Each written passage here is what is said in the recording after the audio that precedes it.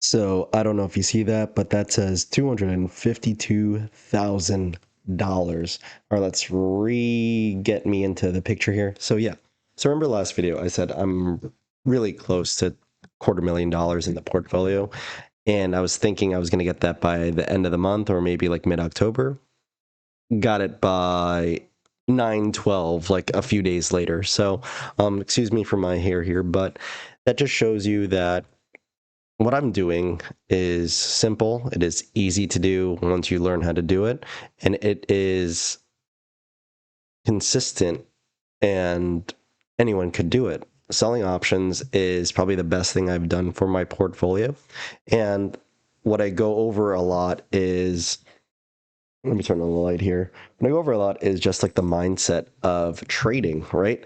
Trading and all that. So let's just get that going. So a lot of people have been joining the Discord because they see the gains that I'm making like this. And one of the common like questions is, I'm not going to show like the exact Discord question because then it would show everything that people ask. And that's for the premium people that are in there. So one of the questions is, excuse me, one of the questions is,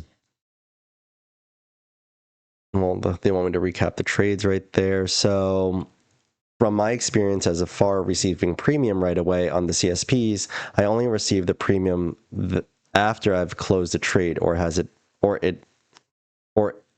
it has expired.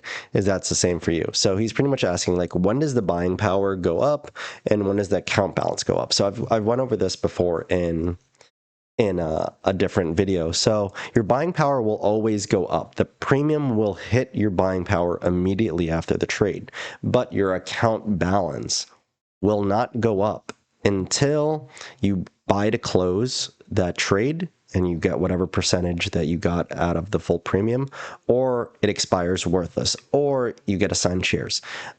That's where the account balance will actually go up. So as my contracts expire every week, a certain amount of like contracts expire, or I decide to buy to close or decide to roll, my account should be continually going up, because then the premium, even though it's in my buying power, now it hits in the account balance. So that's how you get to see like these crazy increases in my account over and over and over again.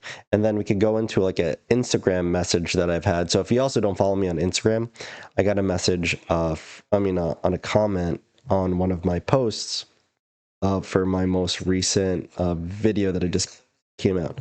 So it says, what are your plans for your portfolio? Are you selling? If so, what are you going to do about taxes? Are you going to leverage and borrow against, continue growing it? And that's awesome that you hit that goal too. So this was another nurse that is asking me what I'm doing. So what are my plans for the portfolio? Maybe he doesn't follow my YouTube, but my plan for this portfolio is to get it to $1 million. And I've said in the previous video, I want to get it there between 5 and 8 years, 5 and 7 years. And I believe that is totally doable, especially like September to September, making 80,000 year over year. Like year to date, I'm probably around like 50, 60,000. So if I could continue doing that, you're adding 60K a year, probably adding another 10 to 12K to that every year. That's almost like and then you're just growing the portfolio with appreciation. I believe I could get there pretty quickly. So let's just say if I do make 100K this year, right? Make 100K for 8 years, it's $800,000 adding on to a $250,000 portfolio. That's a $1 million portfolio. And then, am I selling? That just shows me that he probably doesn't know that what I do. Like, I sell options. So he's thinking, am I like selling my shares and all that? I'm constantly selling something, so I'm always going to have some tax implication. But the good thing about this is, if you have to pay taxes, like, I'm not scared of taxes. If you have to pay taxes, that means you're making money, right? Or you're doing something wrong. But luckily for me, I have real estate.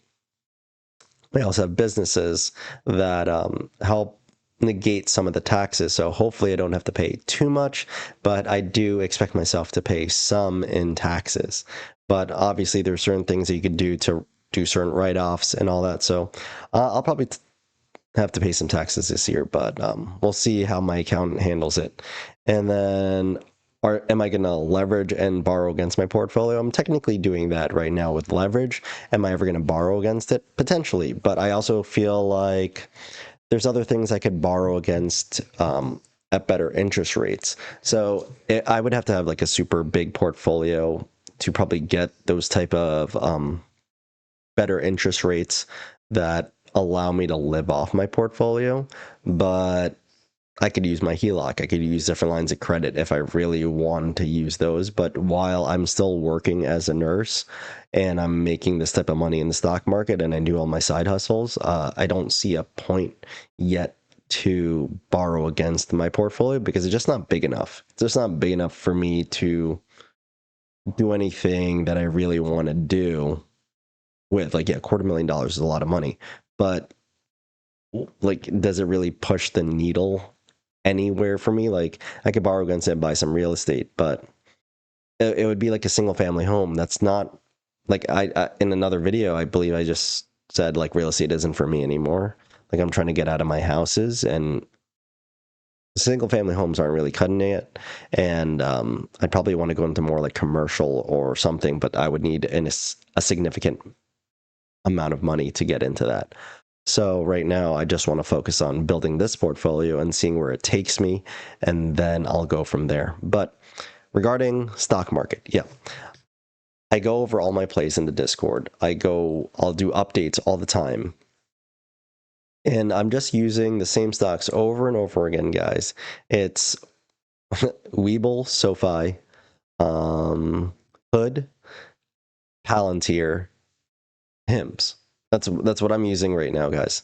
That's literally my whole portfolio. That's all I'm using, and I'll rotate in like TEM, I'll rotate in Nvidia, I'll rotate in a few other stocks, but for the most part, I keep with what's hot for me. What's like what I'm constantly researching, and for the just going through the second week of September, I'm already at $6,810. So there's still 2 weeks left in September. So I feel like I should be able to make around 4K in these next 2 weeks, as long as like a lot of these plays open up and as long as the stock market keeps going up. I believe I can make another 4K to get me up to that 10K. And that's going to be the goal from here on out, trying to get that $10,000 a month. And it's a beautiful thing to get to this size portfolio, because it is a big milestone for me, and I just want to keep growing it, and I just keep wanting to share it with you guys because, like, look, I'm a guy with like messed up hair right now. I'm a nurse. Anyone could do what I'm doing.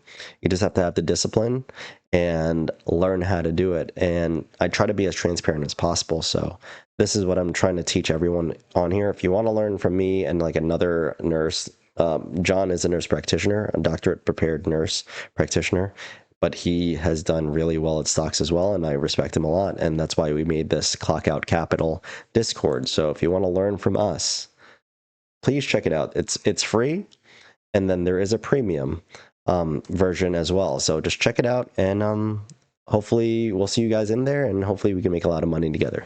Thanks for watching, and I'll see you guys very soon. Peace.